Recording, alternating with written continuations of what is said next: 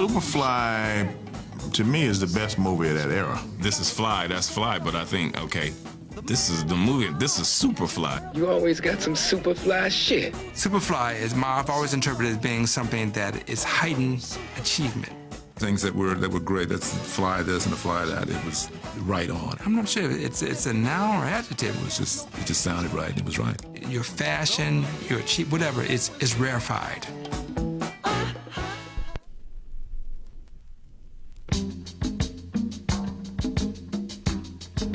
So you had, in the late 60s, really a sort of minimal slate of black films, with the exception of Sidney Poitier, who, of course, was a major box office star at the time. The prospect for, I guess, black artists working in Hollywood in the late 60s and 70s was better than it had been in previous decades, all due to the changes that were taking place in American society because of the 1960s and the Civil Rights Movement. In many ways, the movies of the 50s and into the early, and the 60s really, were movies that made cases for the integration of African Americans into a larger American society. But I think that what happened in the late 60s, when the climate switched and the campaign for human rights became more militant, then that kind of pleading, that kind of morality play was abandoned for much more aggressive statements. And the movies of the 70s were this reflection of the militancy of the times. It started with Van Peebles' Sweet Sweetback's Badass Song, which was one of the first black independent film productions. He went out and made a movie that generated so much revenue as per the production dollar, or against the production dollar spent, that it literally made the industry sit up overnight and said, my God, there's an audience of black people out there that will pay to see movies about black people. Now, how they managed to overlook that for all the years since the inception of the business remains to be explained. When Sweetback came out and Shaft and then Superfly, the era changed, and subsequently you had, blaxploitation film. The studios began to hire black filmmakers. The studios began to make a genre of films that particularly catered to black urban audiences. We've always said that we saved the studios back in the 70s because they weren't making a damn thing, from what I understand. And the black films came out and started making money, and the studio said, oops, let us get on this bandwagon. The success that Gordon Parks Sr. achieved in the world of photojournalism, and then with the successful release of The Learning Tree in 1969, occasioned what Hollywood is very familiar with, which is an example of nepotism. And his son was able then to come into the movie industry and make his film debut with Superfly 3 years after The Learning Tree. What kind of money are we talking about? Well, not much. I guess it did begin with me, actually. I was working in advertising. Gordon and I were very close friends at that time. And Gordon's father had just finished Shaft.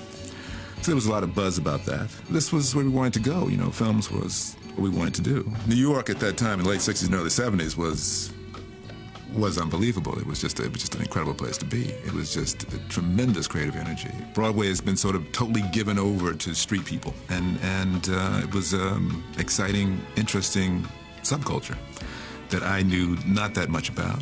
I started hanging out with the guys. I started spending time with them. My friend Nate Adams had an employment agency on 125th Street in Harlem. And he stopped by and we were talking, and he said he had an idea about a film. And being in Harlem and having being a black man owning a business in Harlem, had a kind of a good picture of what was happening on the streets as well as what was happening in the business world. We sat down, we talked, and he started writing some notes, and from that point, he asked me if I would get involved with him in making some introductions and as he developed this project. When you start spending time with these guys, and after you get over the glamour of it and what you think is glamour of it, you start to see the harder side of it, and that most of these guys don't want to be doing this. This is not something they elect to do. Although the life becomes very seductive once you get into it. It's sort of hard to turn away from it too. I thought the concept had a lot of validity, and that we could possibly, be very raw and yet have a very new concept to what was happening out there in the drug scene, Like I said, the life was very, very attractive then, and it was getting a lot of play. I mean, New York Magazine had just done pieces on cocaine dealers and pimps and things like that, so it was coming into the mainstream, and it was the right place to be. It was the right genre to do something about.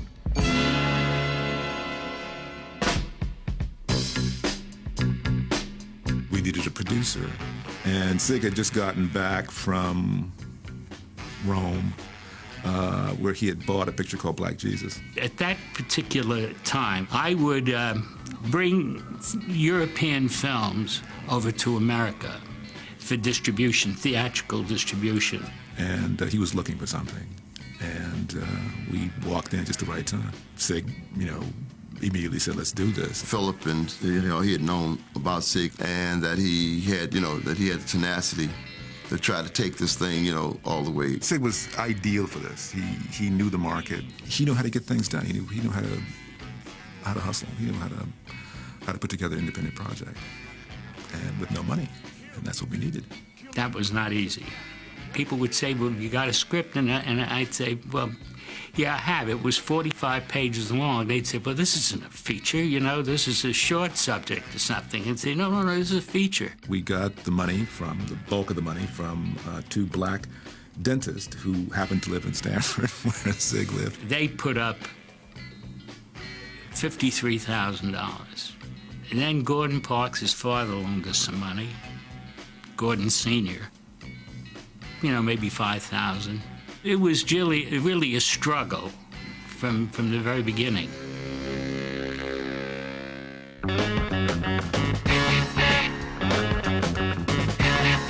Gordon had some friends that were actors.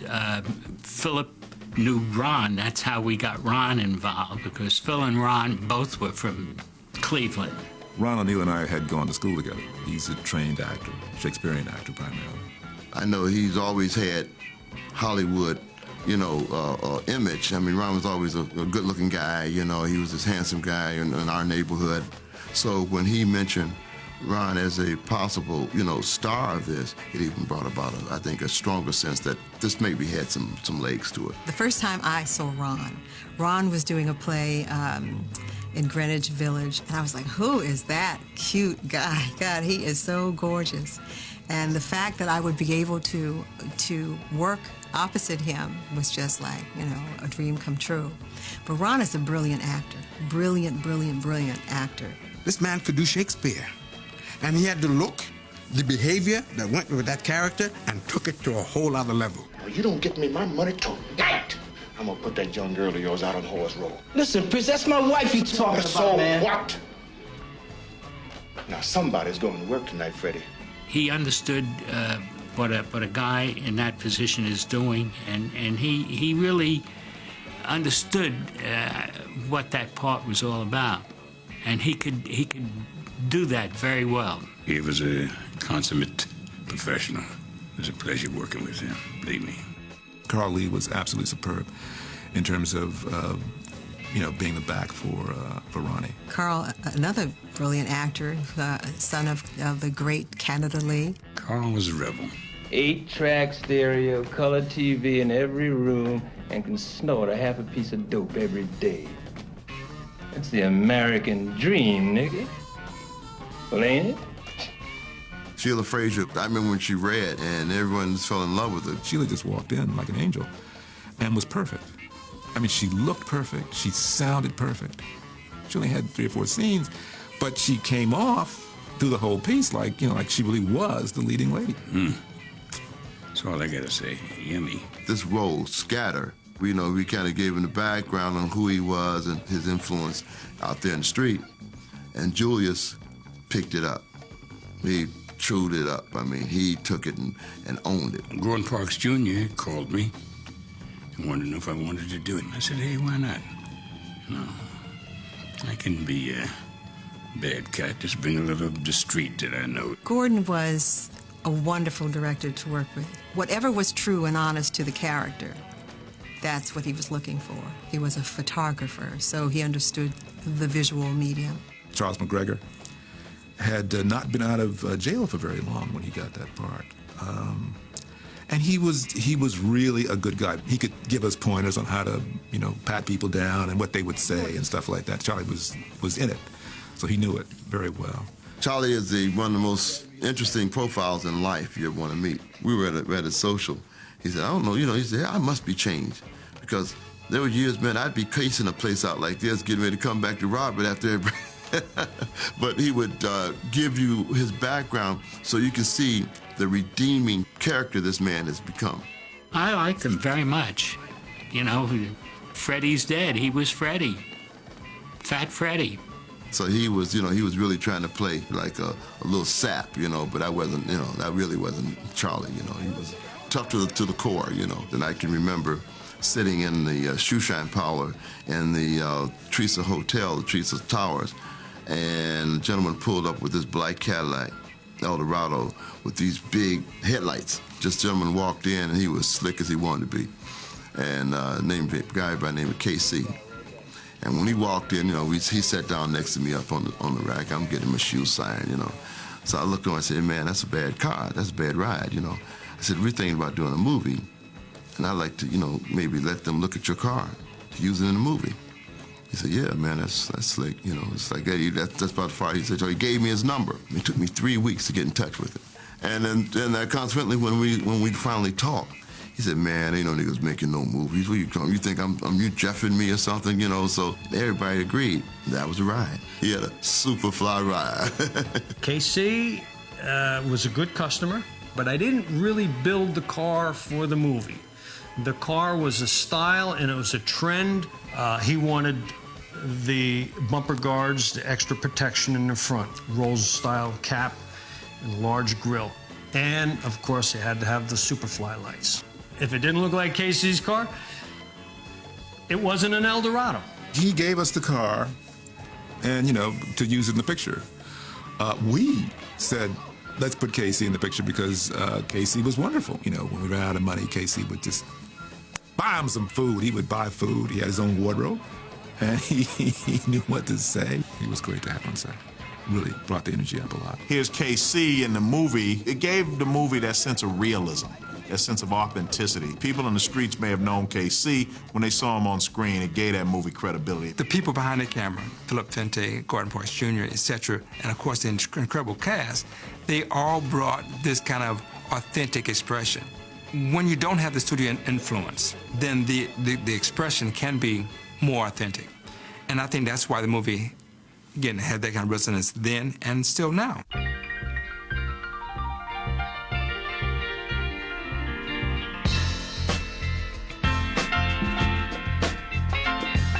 I had an affinity toward clothes. I love clothes. And Gordon said, man, why don't you do the fashion? Now, I'd never done a movie before. I'd coordinated some fashion shows. I didn't have a wardrobe budget. No, that was out of the question. I knew that certain people, they would give me clothing. That's how I really got a lot of the clothing. Then other gentlemen who were involved in the film, they would kind of present what clothes they had, and then I would augment it with some pieces, and everybody would approve, we'd move from there. Nate, he provided the wardrobe for the guys, not for myself. I provided my own wardrobe in the film. She had this white mink, that put her into a real superstar status when she walked across that screen. It was fly to have the long maxi coat and and the lapels and the flare and whatnot. Priest's outfits I thought were pretty fly. Maxi coat with a fedora. To him, that's like a business suit. I'm telling you, a lot of that stuff was just over the top. It was big. It was bold. How big can a collar really get? It brought about an attitude that people, felt when they were wearing, that style. A lot of these tailors were doing great business because not only were the hustlers using them, but you also had people that had normal jobs that still wanted to look this part. They wanted to be cool. They wanted to look like what they saw in the movies. In many ways, it allowed a regional cultural expression become a national cultural expression.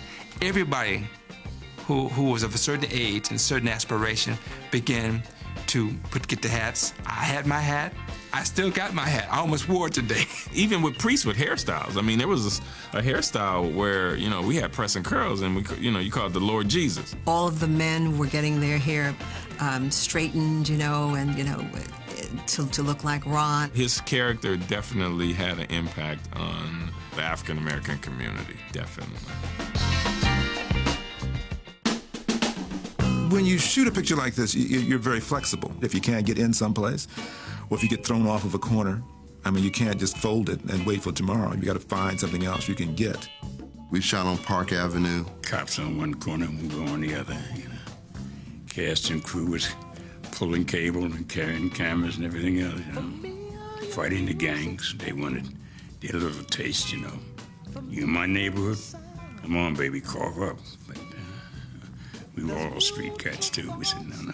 I had a little Volkswagen convertible, which I'd gotten. I've forgotten how I got it, but it was a relatively new car that we used for a unit car, and it was totally destroyed, in the process. It was down and dirty. They had to stop shooting at times because they ran out of money. If you got a budget, okay, break, let's go have a Coke or something, So then you come back with a different attitude.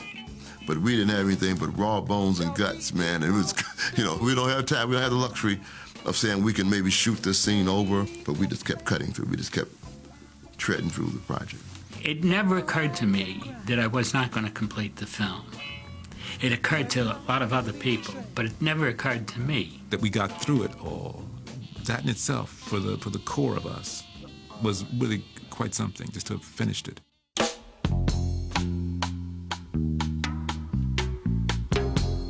We had a lot of ideas on who we thought, and Curtis was certainly on our A list, but, whether or not we could get Curtis to do it for no money and all the rest of this stuff, was something else. He wanted to see the screenplay, so we sent him all 45 pages, and he loved the story. And I was telling him, I said, man, Curtis is a natural fit.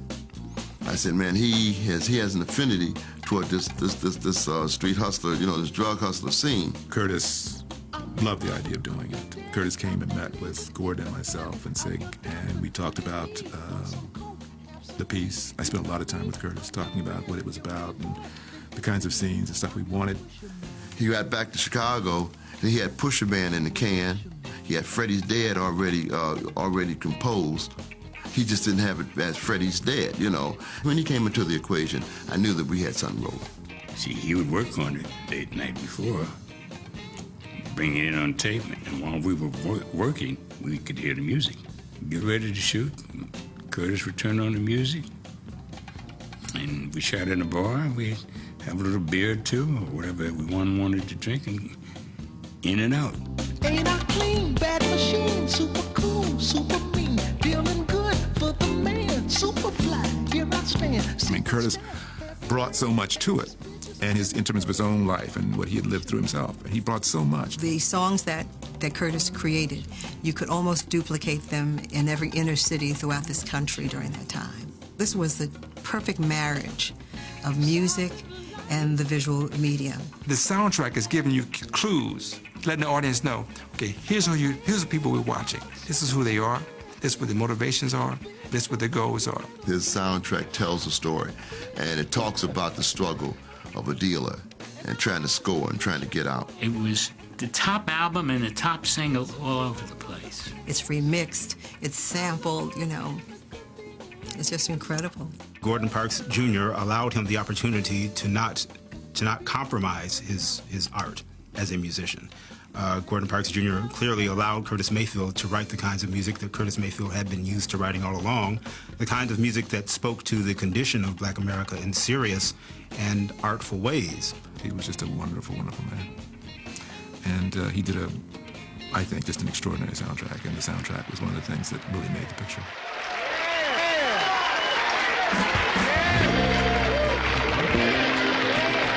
By now, I've got the picture finished, but I'm totally flat broke. I go out to California with the print. When Signet went out to try to sell the film, it was tough. We had to get had to pull some things together. He was sleeping at Gordon's sister's house, and we were doing a lot of things just to make ends meet, to make sure this thing would happen. The first sneak preview that Warner Brothers had was in Westwood, and it got you know, so-so, nothing special. And I said, well, what the hell did you expect in that theater? You know, this is all white bread time.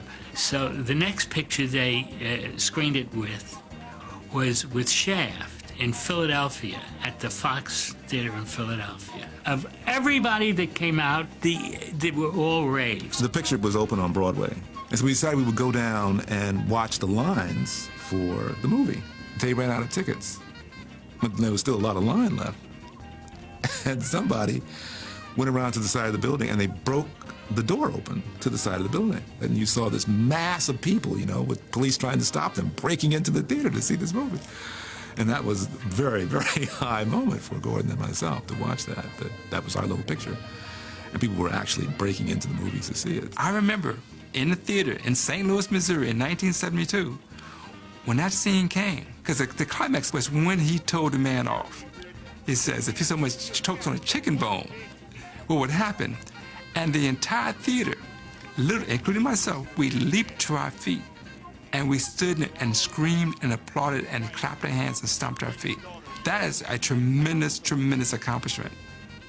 And that's why now, 30 years from now, we're still sitting in the room talking about Superfly, because it connected psychically with the people at a perfect place and time to provide that kind of catharsis.